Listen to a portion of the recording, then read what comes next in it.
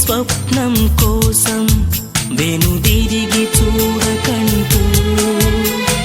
రేపటి ఉదయం కోసం ముందడుగు వెయ్యమంటూ,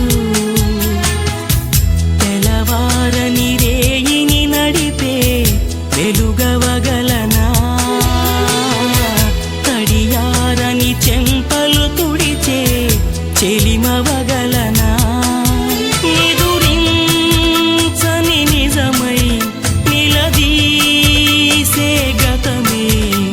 భరించలేని భారమై వెంటాడగా, మంచు తాకిన ఈ వనం